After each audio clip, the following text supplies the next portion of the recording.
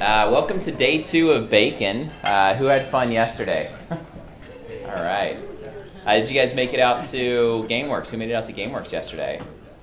Awesome. Played a lot of games, had some fun, had some drinks. It was a fun night. So today is going to be more fun. We're going to start the morning going through, I think, 3 presentations. We're starting off with Brian McGough to my left here. Morning. If you've not met Brian is the Global Business Unit Executive for IBM Analytics.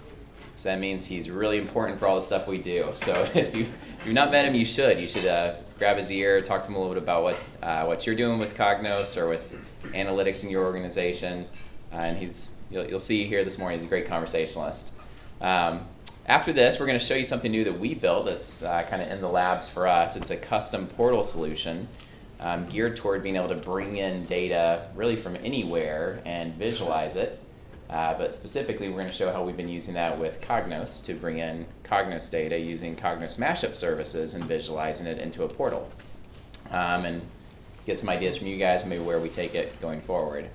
And then last, before we get to watching the races, we're going to have a panel. So we've got a panel of our experts who will be sitting up here. Ryan will be leading that, asking questions. And if you guys think of extra questions, we can turn it into a little game of Stump the Chump if you guys want and see what they know. And I just realized I'm not introduced myself. I'm Dustin Atkinson. I'm the managing partner here at PM Square. So I just want to thank you all for coming out to the event the last couple days. This afternoon, we'll take a break at noon. That's when the races start. That's when we'll have lunch. We're going to give everyone a $10 gift certificate. I don't think we're legally allowed to encourage gambling, but that will work at the tellers if you feel so inclined. Otherwise, you could use it at the gift shop, and we'll be here until the races end. All right, so with that, here's Brian. Thanks, everybody. Good morning. Good morning. I'm going to put this in here because I can't hold the microphone and play with the computer at the same time. So my name is Brian McGough. I'm in IBM's Global Business Intelligence Group. We have our analytics data visualization.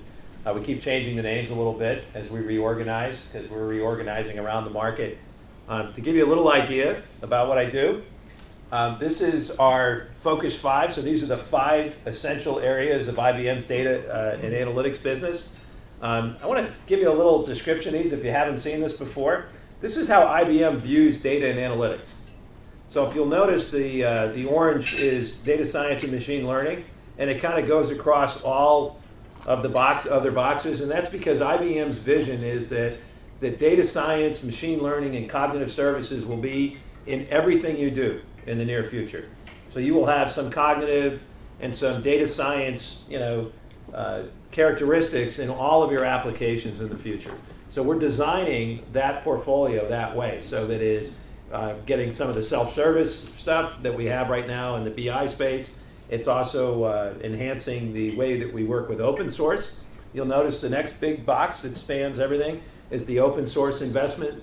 That focus area is, as you've seen in IBM, is a significant area, and it has a lot to do with open source technology is very good.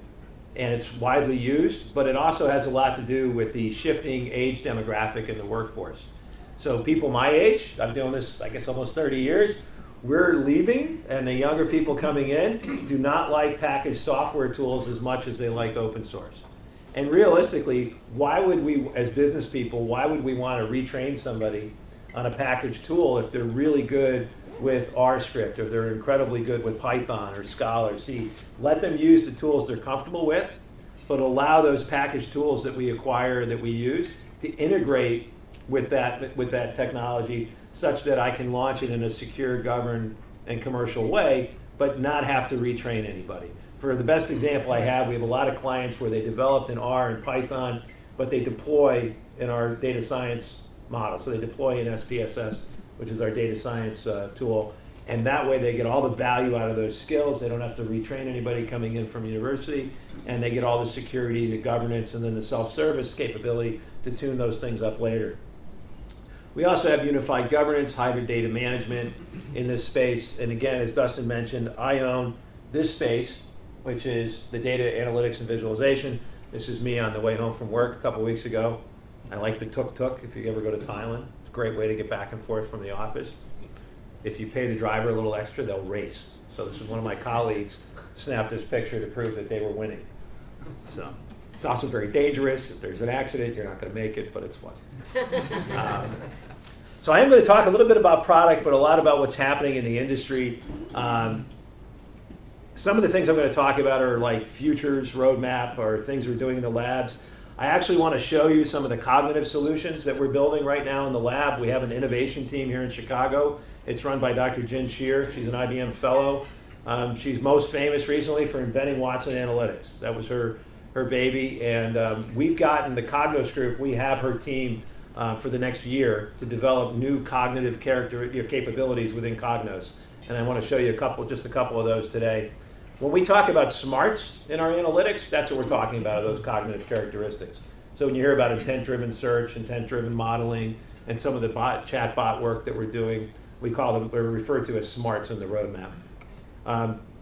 This disclaimer says that even though we're showing it to you, we may actually have the product today, we may not release it right away, or it may not get released at all because of other priorities that happen where we have to replace it with something else in the roadmap.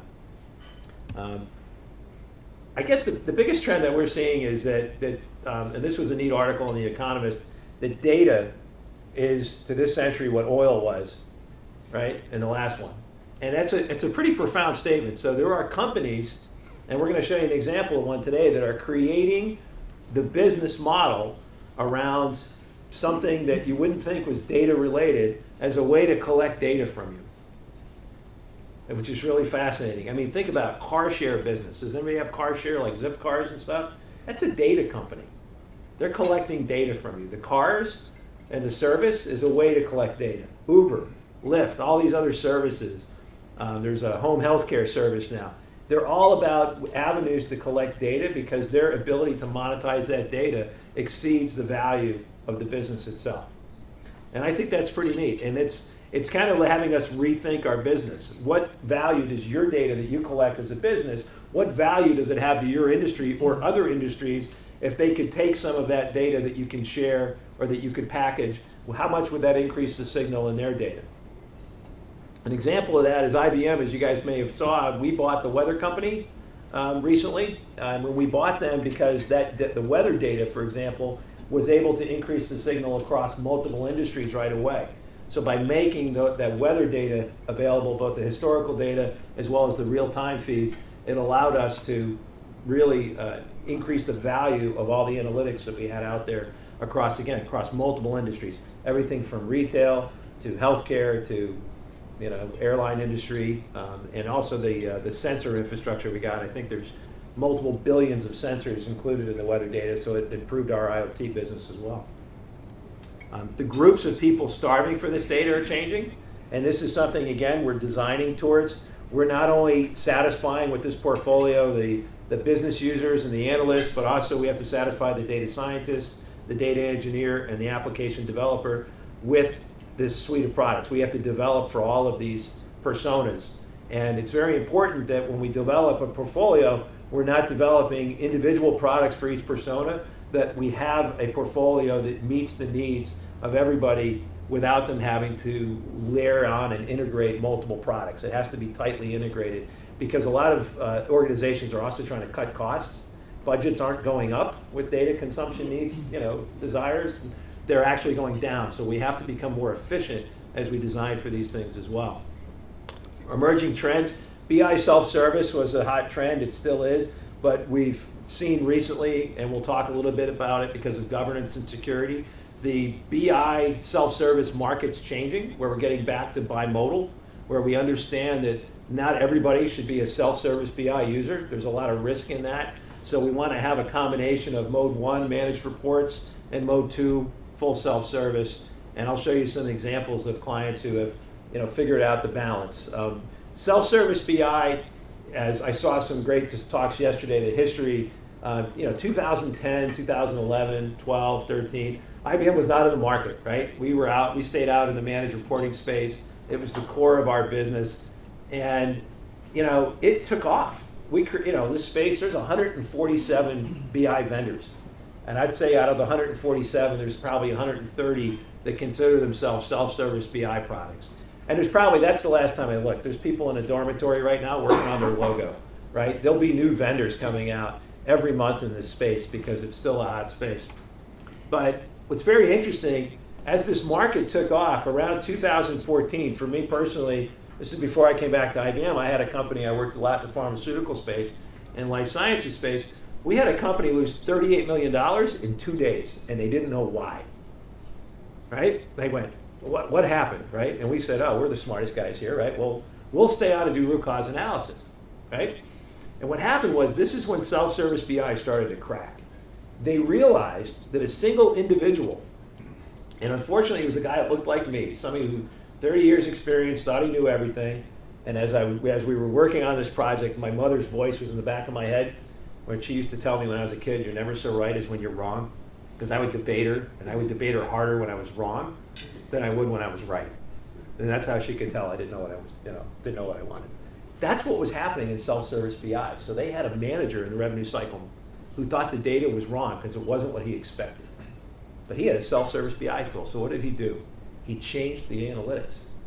He got a data set that he created or found on the internet, and he uploaded it and merged it with the corporate data to deliver the outcome that he thought was right versus what the data was showing. And nobody could tell. We, being the smartest people that we thought we were at the time, we did this as an at-risk project, which means if we don't figure it out, you don't have to pay us. We couldn't figure it out. We were stumped after weeks. An intern came in and ratted him out. Said, I know what happened. It was my boss. And told us what he did and how he did it. And we went back to the organization and we said, you've got a problem. Your self-service tool has no audit capability to tell that this happened. We would never have known to look here. And we figured it out down to the individual, but a single person was able to affect a large chunk of the business. This company hit the Wall Street Journal. They lost, tens of millions of dollars. They had to lay off 2,500 people, canceled a lot of projects, side projects, contractor-based projects. And it was all because a single person had the ability to change the outcome of the analytics, no matter how well governed and how well secure that data was. We've seen over 100 examples of that since 2014. I hate to pick on Wells Fargo, right? But they keep hitting the press. They're another one. Do you guys know about the 2.5 million phony accounts? It was all over the news. Mm-hmm. Did you ever wonder how they got away with it for 4.5 years? Don't you think all the analytics would have showed something, right? So the first thing is they said, well, okay, people with sporadic spending habits that do a lot of auto pay aren't going to notice $3 or $4 fee on their multiple accounts. So we'll just sign them up for a home equity loan and credit cards and all these other things, and we'll just take a little bit of money out of their account and they'll never know. Because their sales market, their sales quotas for that retail part of the business was incredibly high and unrealistic, but the salespeople did what salespeople tend to do. They figured out a way around it. And they did this, and the manager was excited because the sales numbers were good one quarter, and there was this only one red thing on the dashboard, and it was the customer activity metric. And it said, okay, when somebody buys a new product, how fast do they access the product, how often do they use it, right? Well, what happened when it was a phony account? And again, this is before it was 2.5 million phony accounts. Well, it was red, because nobody knew they had the product, right? So what did she do? She just got a big bonus check, never had one before probably. What do you think she did? She had self-service BI. And she had a self-service BI tool where if she was a content creator, she was an administrator. Because in most of those self-service BI tools, you're an administrator or you're not. If you're a creator, you're an administrator, right? There's no in between. She took that metric off the dashboard, populated it throughout the organization, and 4.5 years later, Wells Fargo, if they got caught, right? Because the dashboard was everything, sales are green, people with multiple products from our company are green. That metric was missing, and nobody, either cared to notice or did, whatever. But they lost 23% of shareholder value overnight, $185 million in fines, right? It was a big hit to the shareholders. It was a big hit to the board. And it was because they had this blind spot. We've seen, again, 100 examples of these. And I hate to, again, I'm not trying to pick on Wells Fargo. I like them. I actually still have an account there, even though I was one of the people that were paying the $8 a month for stuff I didn't know I had. But they thought they fixed this problem. And then just 2 weeks ago or a week ago, they were in the paper again. Their auto loan business was adding car insurance onto the auto loan payments. Hundreds of thousands, right? They got caught because people go into different auto risk pools and they started getting increased payments and they, well, what's that? Why did my car payment go up? And they're like, well, it didn't. Your insurance did. Well, I don't have insurance from you. I went, oh, not again, right? And what happened? The stock starts to tank. There's going to be fines and all kinds of things. So you got to be very careful that you understand this bimodal service is not just about servicing, managed reporting, and self-service in the same platform. It's about an appreciation and understanding of who should have the self-service capability, what the opportunity is for them to have that self-service capability, and what the risk is. And if the risk is far greater than the opportunity, 23% of shareholder value, don't do it. Put the guardrails in. Now, Cognos and other products, there's a short list of products out there where you can actually have somebody have some self-service capability, but not full administrative privileges. Okay, so that's again, something we focused on when we entered the self-service market, because we got into a little late. We kept those guardrails in. We stayed on governance and security in the analytics layer to make sure that we could measure that. But it's very important. And again, we're seeing now as a trend, we're seeing every time there's a new incident out there in the market, we're seeing it be more important. I tell everybody, the Cognos business doubled in the last 2 years. And the last quarter, we probably had the best quarter in our BI business I've ever seen. It was just phenomenal. Thanks to everybody here that contributed to that, especially PM Square. But we attribute a lot of that to these governance and security issues and regulations that are coming up. And then also the ability to have these analytics be smarter and embeddable and pushed out further into our customers. So as analytics gets embedded in more things you do, we also saw a large uptick in that in our business. So we feel that that is going to continue. So we'll talk a little bit more about that in a minute. Again, connecting to disparate data types, we also see this value in taking the data you have and bringing in other data. We see everything from news feeds to social media feeds to weather data, community data. If your business is affected by, sporting events and concerts in your community, you can now buy that data and incorporate it, again, to increase the signal in those things you're looking at. And then data that's coming, the Internet of Things, images and videos, and the ability to put predictive models against that stuff is really changing. And there's some examples, and I actually want to show you an example of something that we worked on today that shows that. It's amazing what we can do with the technology. The challenge is, though, we jump to correlations in our business as we start rolling these things in. We get excited. We see these tight correlations at something in our business that we want to believe that are true. And the best example, have you guys ever seen Spurious Correlations website? So I use this when we go to projects and people, they go through the data science experience and they skip the validation step.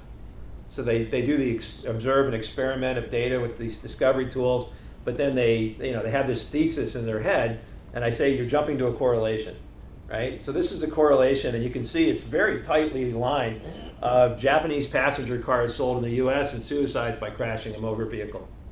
Now this is kind of mundane. For some reason, the Spurious Correlation website, everything has to do with death, with the exception of like 3. So I tried to find the ones that were like less death-oriented, but here's another one. This is the per capita consumption of mozzarella and civil engineering doctorates awarded, right? Now, if you saw this, you see things in your business like this all the time. You'll see these tight correlations, and you can almost make sense of them.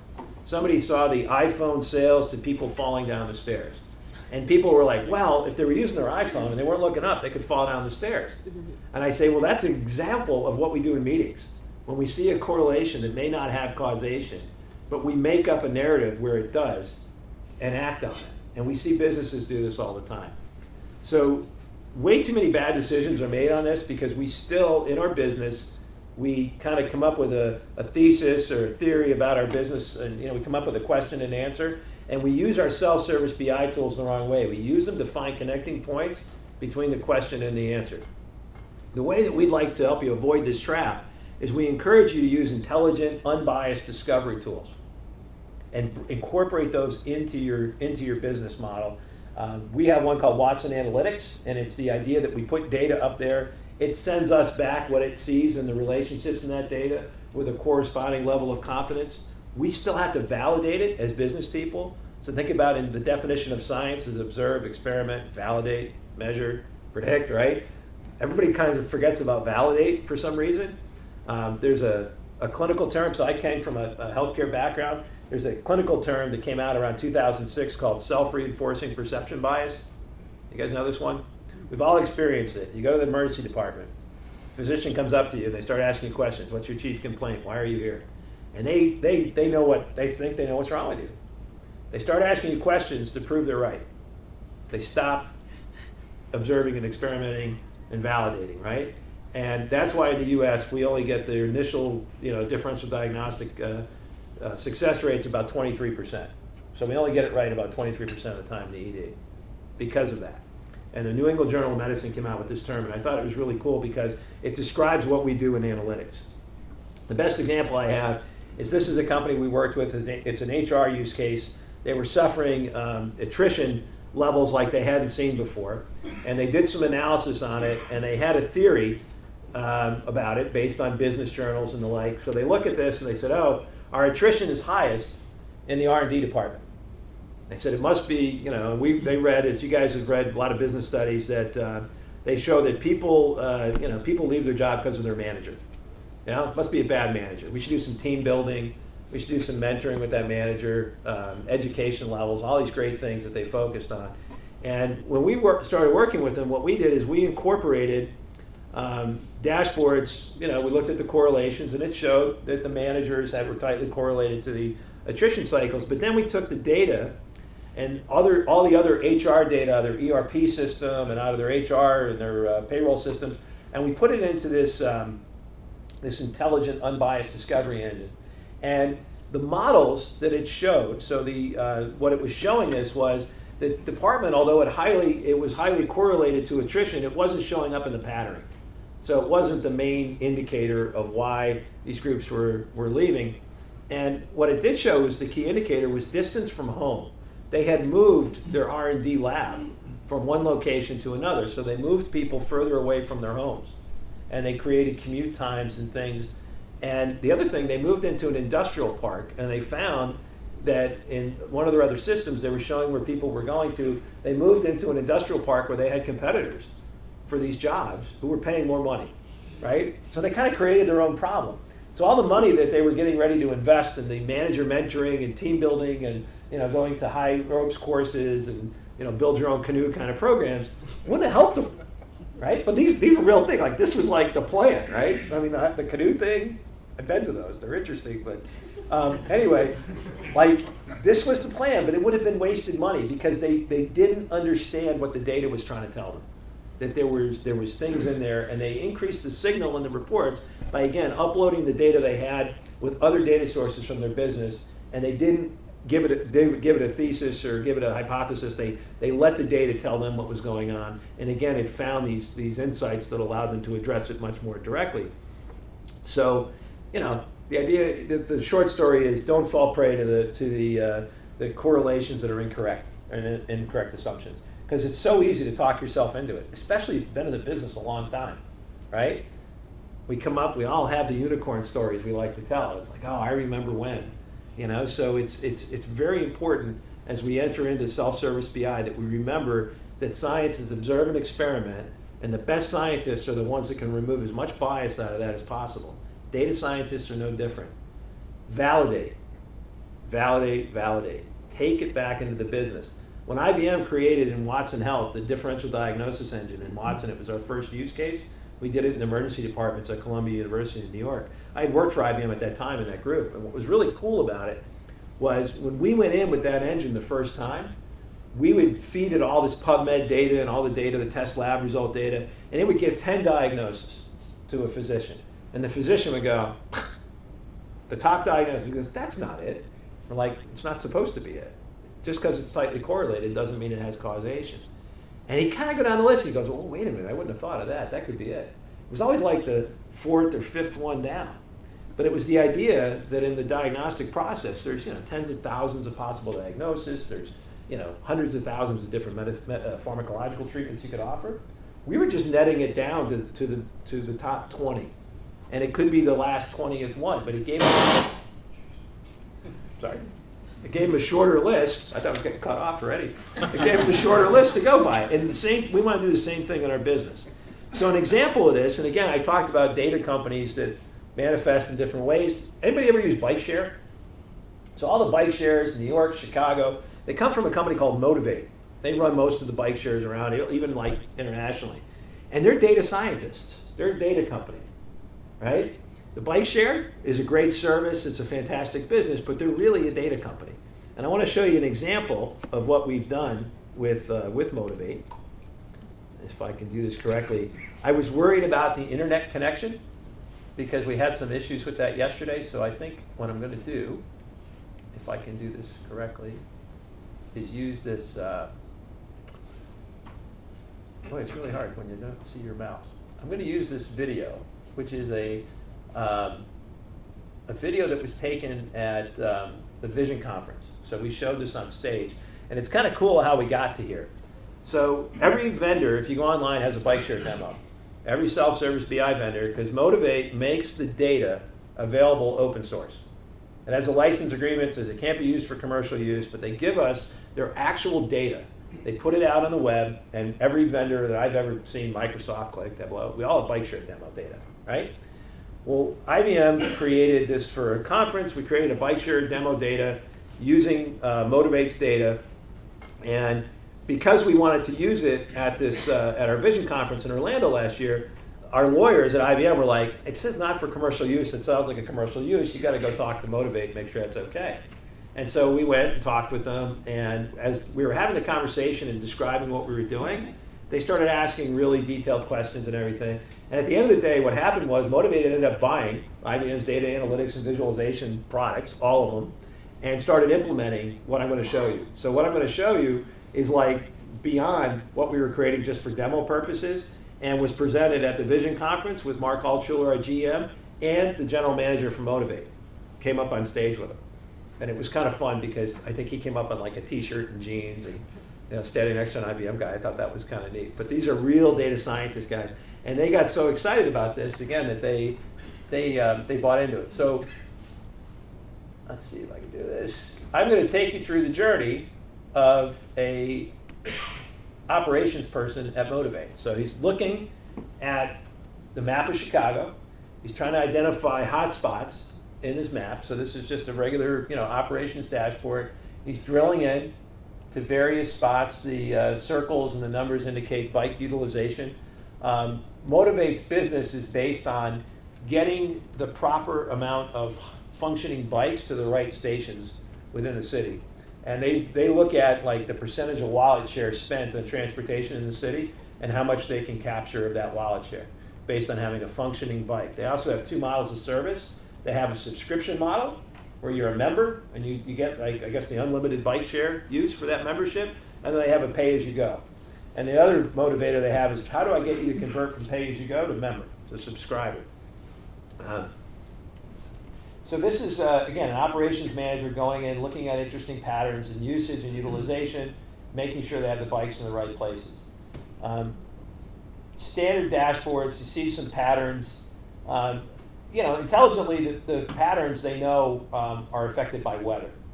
And they think that, basically when it rains, they rent less bikes. When it's not raining, they rent more bikes.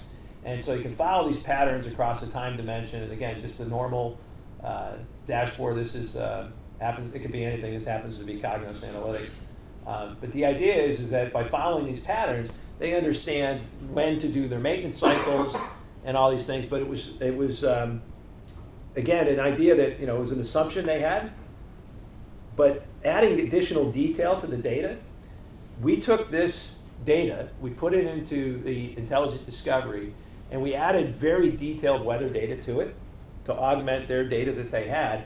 And what they found was, although he was correct, the patterns did tightly correlate to weather, there was the highest correlation was in humidity and dew point, not rain. And the other thing was, they also found through this that because their primary ridership was females, that their ridership dropped in that particular group when certain dew point and humidity levels were reached. So what did they discover? Most of their ridership was females through this age bracket, and a bad hair day was not going to be a good bike day for rental, right? So they no longer had to go over generic weather. They could look at very specific things like dew point, and they identified exactly where bikes needed to be and how they could manage, maintenance and delivery based on these very specific parameters. And it was really cool. Now we talk about monetizing data. What did they just do? They discovered a segment of people that live in Chicago that care about their hair, right? And they know that they have that audience. So what can they do with that data? We could assume they'll never tell us, but I mean, I would go to like L'Oreal or all these other products, right? I would start selling targeted marketing to people based on this data and all the other things they're going to discover. The other thing we talked about, which I know they're working on next, is there were spikes based on community events, baseball games, college graduations, and all these things. And by patterning all this other data and increasing the signal in the data they had, they're able to predict with much more accuracy their inventory levels to make sure when somebody walks up to a bike share Chicago rack that there's a functioning bike there. Because the other bad thing that happened if somebody walks up to the rack and the bikes aren't functioning properly. So they needed to predict maintenance schedules. And we used SPSS as a predictive engine. We used Watson Analytics to do the unbiased discovery, and Cognos, of course, for the dashboard. But it's the idea of using all these things together, and then we created a planning dashboard using IBM's planning analytics tool. And again, we brought it all together in the same operational person's use of the analytics, all as a suite of products. I was in the Java integration. We used some of the Java capabilities to tie some of this more interesting stuff together. Yesterday we saw that PM Square had some neat stuff there. I think some tools like that you were talked about yesterday would help you internally bring all this stuff together. But think about it more than just a dashboard and reporting environment. What could you do if you could drop into a discovery area based on something of interest in your dashboard, bring that discovery into a predictive model, and then bring it up into a planning or a forecasting model? How cool that is and what that does for you. I mean, it's the idea if I could capture 2% more market share, or I can monetize a set of data because I know with specific detail who my audience is for that data, what can I then do with it?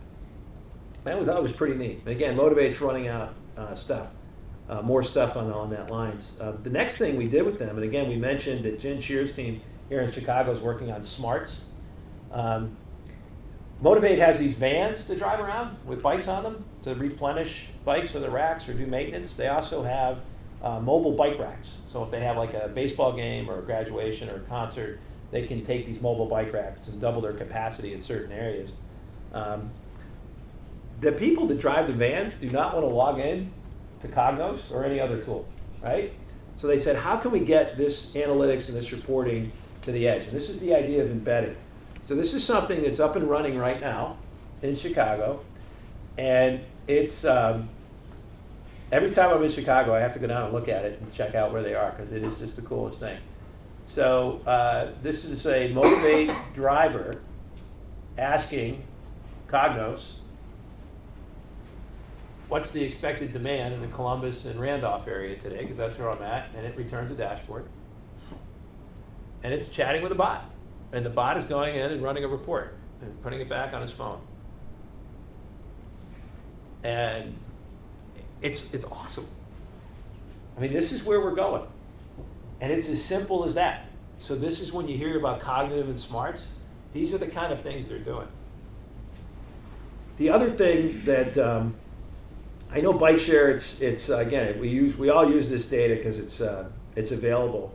But having a healthcare background, when I was looking at this and running through this demo with them on stage, I was thinking about the healthcare use cases that we always try to shoot for. So in emergency departments, and this is no different than banking or anything else, it's having the right resources for the demand and being able to predict the demand to lower costs, to improve the quality of care, to increase revenues.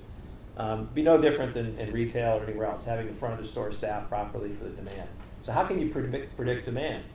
In healthcare right now, because we can put weather data into the mix of analytics, we can predict things like pediatric asthma spikes because we know that there are certain triggers in weather. We know that certain medications for CHF and other things are affected by weather. We can predict the volume coming into the emergency department. And for a hospital, it's really important because you hit a certain wall at a hospital, you have to go get a contract doctors and contract nurses to come in. 2.9% on average of the cost of a staff physician. So your cost goes way up when you got to go bring in contractors, right? If you can predict that ahead of time, because you can see those weather patterns, And with the accuracy of the weather company's data, you can. It's really cool. Like we can see hailstorms, and insurance companies can tell if somebody's trying to pull one over on them for hail damage on their car, because they'll know within a block where that hail hit, right? So it's the idea of being able to increase the signal in your data to the point where you can start to predict things with the accuracy levels that allow you, again, to reduce costs, increase revenues, and save lives when it comes to healthcare especially. But I will give you this demo. If you want to go back into your business or go back into your clients, if you're from PM Square, show them this. There's a volume. We recorded the audio as well, but just let them look at it and have them see it in a vision of looking at a geography, a demand, and a supply, being able to increase the signal in that data using some third-party data. It could be weather data, it could be social media, it could be whatever. And what can you uncover? What can you see? So when I look at that, I see emergency departments. When I see the little bike racks, I'm picturing, North Shore Health Systems ED, and I'm thinking like, okay, if a pediatric asthma patient comes in because they're having an adverse event because of weather, if they wait 2 hours, there's some permanent damage that takes place. If I can get to them in less than 30 minutes, that's my best practice. How do I staff appropriately? Or how do I take it to the next level? I share that information with my health plan partner to notify them that they have to take an extra hit of albuterol or take another medication or stay inside that day to avoid having an event because of the weather's we know it'll affect them. Same thing with seniors that are suffering from CHF or comorbid diabetes or something where they're on medications that are affected by weather. I can actually predict to the level, I can proactively reach out to them, I can staff appropriately, I can do all these things. Retail, you can do the same, you can take this to be Home Depots and snow blowers or air conditioners available based on these things. So it's really good, walking through this video with your stakeholders in the business to show them what you're talking about when you're bringing all the analytics together. And you don't have to be product specific. As we point out, there are a lot of companies out there. We think we have a lot of advantages in the market right now in the business intelligence space. And again, the business is showing us that. We've had a lot of really good success in the last 8 quarters, and again, the last 2 have been pretty awesome. You're telling us that we're onto something, but there's a lot of other vendors out there that you probably already have investments in, and we'll work within that space too. Anybody questions so far? We good? Is it early? Too early? So the other thing that I think I just want to bring out is we talk a lot about self-service. Not everybody wants self-service BI. I thought this was a very thoughtful piece. This is from the Eckerson group. Wayne Eckerson wrote this, and he kind of broke down within the business users who's really doing self-service and what this mix of users look like. What he found is 90% of BI users still in the business are casual users. They want to get a report, right? I think there's a lot of value if we can bring them into a self-service world. But he said that, those are your data explorers, so they're going to increase the value in the business. And we saw examples yesterday where there's all these new tools and services available to help get them there. We saw a great session yesterday on training.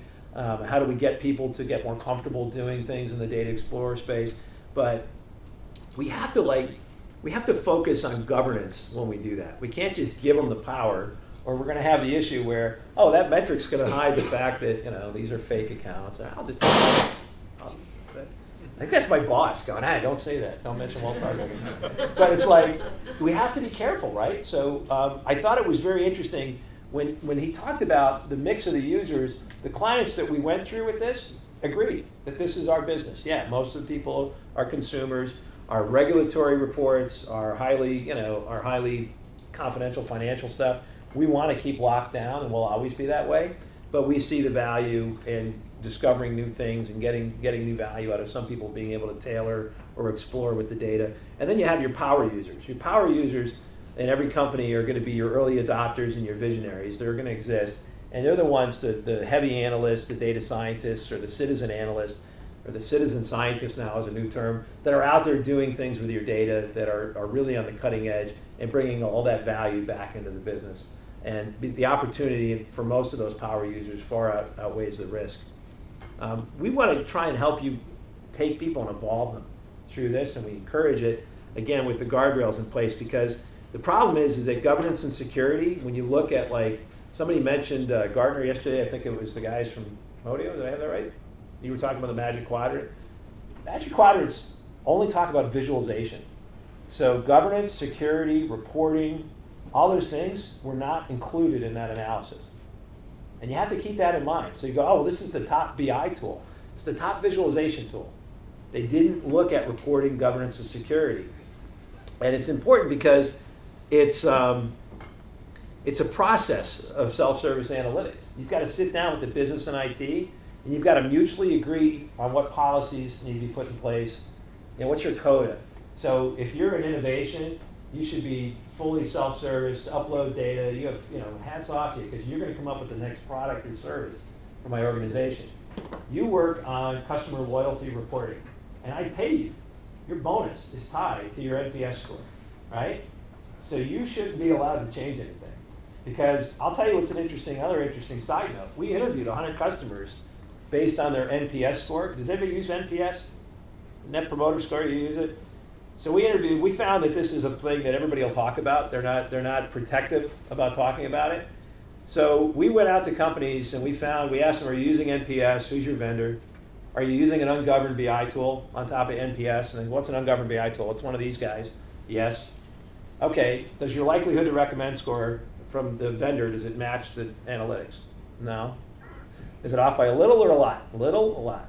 100 companies we interviewed, we kept it on a spreadsheet. How many do you think were being manipulated out of the 100? How many were different? Anybody? 100. 100. Every single one of them. Right? Why? You get paid on NPS. You get paid on a score of 14 and greater. What if the score is 13.9? What are you going to do? Nudge it up. Well, how could you do that? The data is the data. Well, if you have Power BI, you go to Excel interface, you change the formula a little bit. Up it goes. Click, add a little bit more data. That was the way to change it. Right? It's ungoverned. I'm self-service. It sounds like, and they're like, people said that our NPS score at IBM was a little off too. Everybody's like, well, what's the big deal? Well, I went to a media company who doubled their business in a year. They went from 360,000 subscribers to over 700,000 in 1 year. And the CEO said, analytics to me, because I care about three things. I'm happy. My revenue's up, my subscribers are up, they doubled, my revenue doubled, and his customer satisfaction. Three things I care about. And I'm looking at his dashboard, I'm like, how did customer satisfaction stay aligned and linear to the other two? Is that, did you double customer service? I didn't have to. Did you double, no, I didn't have to double, any infrastructure online. And I said, well, how's that possible? And then I asked the question, well, what do you use, NPS? Who's your vendor, Medallia? I said, oh, us too. I said, does your likelihood to recommend score, does it match that? And then one of the guys was like, no, it's like 40% off. He said, but we augment it with other data online. Really? Tell me about that. And we get into it. And at one point, two of the guys got up and left the room and went and got whoever was responsible for creating the report because they realized it was highly manipulated. And I left that meeting feeling really good, powerful. So what do you think I did? I called the largest media company in the United States. I called an IBM. I said, who is the biggest, baddest media company in the United States? Cable company. And they said, oh, okay. And they happened to be near my house. So I said, let's go see them tomorrow. And we were very prescriptive in that meeting. And we already had a small $50,000 pilot thing going on for analytics around their financials. And we went in and had that meeting, and we said, okay, NPS score. And these guys, instead of it being a couple $100,000 issue, they were putting retail stores out and making big decisions based on customer satisfaction. Theirs was way off. I mean, way off. And they realized it, pretty quickly. And I think it was a blind spot. And in that meeting, they're like, I asked the question because Bruce and others that I work with here at IBM, they accused me of throwing the hand grenade on the table. I, of course, said, well, where else are you using this? Are you using it in finance or regulatory reporting? Right? And they went, it's like, wow. And in that process of that meeting, incredible client team from IBM worked with them to go and score the risk across all those areas using the NPS example. And we replaced 17,000 users of analytics and locked it down. We didn't restrict their self-service capability. The people that deserved it and had it where the risk was low and the opportunity was great, they were able to do everything they wanted to do. But the people that where the risk outweighed the opportunity, we were able to tailor that usage and lock it down. And again, we've seen that example play out time and time again. there are things driving this. I mean, we all know about data governance. It's still very important. We know that data governance now is more important with anybody do business with the EU. So you have the GDPR. Is anybody looking at GDPR, scratching their head, trying to figure that out? So anybody that does business in Europe now, or if your queries or your data contains data from European Union countries, you have to comply to GDPR. A big blind spot is dark data, what they talk about, or blind spots in e-discovery, which is part of GDPR. And so it's important for data governance, but it's also important to think about this in analytics governance. Another report from Gartner that came out, there's a couple follow-on reports, they're saying 90% of self-service BI is not governed properly. Doesn't mean it's all bad, and again, the value we get out of it's huge, so we want to keep doing it, but our inability to tightly align that policy with the technology is creating risk. GDPR is an example. If you haven't seen this yet and you do business in Europe, you will. This is basically stating that you have to be responsible for your data. And it doesn't matter where that data is. And for an example, we have the ability to encrypt data all the way through the analytics lifecycle, right? So as we're pulling data down, as it's in transit, at rest, we have the settings to encrypt it. There's only about 5 vendors that do that out of the box. The top visualization vendors are not in that group. So all the people that have self-service desktop tools deployed, or these things where that data is sitting unencrypted, they're liable, right? So it's a risk area. So, and again, as you're thinking about GDPR, think about other regulations that are coming. I have a feeling every time a Wells Fargo type, and again, there's hundreds of them, hit the paper, these regulations are going to happen. These things are going to start getting locked down because the shareholders, the board, are just not going to put up with it. We always push to deregulate. I think they're in this area, we've seen especially in Europe, and this came, I don't want to, I'm guessing, again, this is my own perception bias. I think a lot of GDPR and stuff came out of Volkswagen and all these other areas where they were manipulating data in large scale and the effect it had. A lot of the financial institutions in Europe, they had a lot of bad behavior. The analytics behind that is a big part of it because that's how they got away with it for so many years. So if you look at GDPR, that non-compliance, huge fines, there's a carrot and stick. The stick's coming next year. And again, it affects U.S. companies that have data from their European operations involved in that database or that query.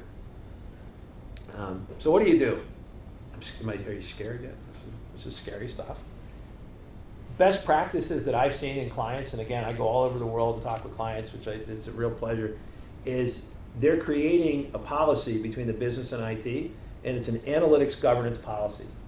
And it's a way to sit down with IT and the business and say, okay, what should we do? How do we do it? They define that policy together. The very best ones have a third-party facilitator, the marriage counselor between the business and IT to agree. And the best policies are when IT doesn't like it and the business doesn't like it. Well, all right, we got that. Write that one down. That's perfect. And then you have to select technologies where you can align that policy to the technology. Because right now we kind of do it the reverse. Analytics governance policy is kind of new. Not a lot of people are doing it. I really think the Thrive utility that we showed yesterday from PM Square, those things are going to help you discover these policies, right? Because you can now look at utilization at a deeper level. So there's tools out there, and there's tools being developed and services being developed to help you get there faster. But you've really got to sit down. If you're from the business, you got to sit down with IT. I heard yesterday Ryan talked about somebody waiting 8 years for something, right? That's what the business is thinking about when you talk about taking their self-service away. Oh my God, I'm going to have to wait 8 to 10 years for something. It's like, no, we're not trying to make you wait 8 to 10 years. We will select technologies that align to your needs of the business, give you the flexibility, and we will avoid us from going to jail for 8 to 10 years because of your behavior. We're going to put guardrails in, right? You gotta lock it in, and because from an IT perspective, the less access, the better. From a business perspective, I don't want any restrictions. You got to find that balance. A third party, independent facilitator, best way to go that I've seen. But it's time. And I'll give you a little more advice, and this is, again, my personal, I don't want to tarnish IBM's reputation. In your business, you've got groups of people in the business when it comes to analytics. You've got visionaries. You do not want the visionaries involved in this meeting because they will only want the coolest, open source, hippest thing out there and will never agree to something that's governed and secure if it's not hip and cool. They're valuable to your business, they create new things, but they will delay the process. The early adopters, the ones that acknowledge the problem and are willing to invest their time, energy, and money on the business side and IT side should lead this effort. So as you're thinking about analytics governance policy, try and find the early adopters. I call them my Paul McCartneys. They're the people that are at the top of their game, they're sustainable, they've been in the business long enough to have the subject matter expertise and that validation kind of inherent in their personality. And people follow them. They have groupies. They have the early adopter group, or early majority groupies that follow what they do. Those are the best people on the business side and on the IT side to start this off with. And then you have the late majority that follow the rest of the groupies, the early adopters. Then you have the laggards. The laggards are the hardest part of the business. They're the folks that don't want to change anything. They'll acknowledge the problem, but they'll ignore it, and they'll put roadblocks in place. So as you're creating this policy, you also have to get into the business and into IT and find out who's going to be the best people to create this policy with, because you don't have a lot of time. You have maybe a year before this becomes forced on you. And it becomes, again, remember we talked about the hospital when I have to do it? When I have to go to contract doctors and nurses, right? I don't think it's any different. When you have to do something, you have to go outside your business to do it, the expense is 2 to 3x. So better to get ahead of it now. Identify those key stakeholders and the people that will acknowledge the problem and willing to invest, because it will take a lot of their time. But the value is huge. So I'm going to kind of stop there. I know I was shocked when I had a whole hour. I can't believe how fast it went. Thank you very much for your patience and sticking with me on this. And if you have any questions, ask me anything. I also have details on our roadmap and other things which we'll give. I know we went through a lot of that yesterday. I didn't want to be repetitive. But if anybody has any questions along the roadmap or for Cognos, I'd be happy to take that now or during the panel discussion. Any questions? This is the guy who knows the answers. Yes. You showed the video of the bike Yes. delivery service. Yeah. Is that available on the IBM site? I'll give it to you right now, or it's available. It's out on the website. Yeah. Okay. It's I use it as a tool to get companies' heads around the concept. Yeah. I encourage everybody to do it. Yeah. So everybody's patting himself. I see some patting back. Well, you're an early majority. You're an early adopter. You're a leader. It's great. I mean, we all know who these people are. Who's our Paul McCartneys? I'm sure there's a few in the room. I'm old. I like Paul McCartney. So. Any other questions? Does this make sense? Am I reinforcing my own perception, or are we onto something? So it's a great opportunity for you. You should also know that one of the key things in our business last quarter we saw the consolidation of BI tools into fewer tools. When you do that, it is most successful when IT not only agrees to do it, but releases those self-service users to continue to be self-service. There was a trend that I was talking to some folks yesterday. A lot of companies recognized this in 2014, 2015. They got rid of all the risk in self-service BI. They went to a platform that can be governable. But then when it came time for IT to open up the self-service capabilities back to those users that needed it and they justified it, they didn't do it. So what happened? Those users went out and started swiping the credit card again and buying stuff off the internet. They bought stuff, their own tools again. So again, work on that policy, work on that contract between IT and the business, and put dates in place, make it date certain, and make sure that you roll it out effectively, because it's going to continue. There's going to be 50 new tools next year. They're going to be awesome, and your visionaries are going to pay for them out of their own pocket, and they're going to sprinkle them around your company. And you want to make sure that you can defend, or you can mitigate the risk that goes with that by having this this capability in place that where there's an agreement in place and the technology's aligned. And talk about what the repercussions are. If you remove a metric from the dashboard, or you alter the analytics off the data, what happens to you as an employee? That's got to be part of your policy. That's where these third-party facilitators are great, because they write all that up for you to create that documentation. Thank you so much for your time.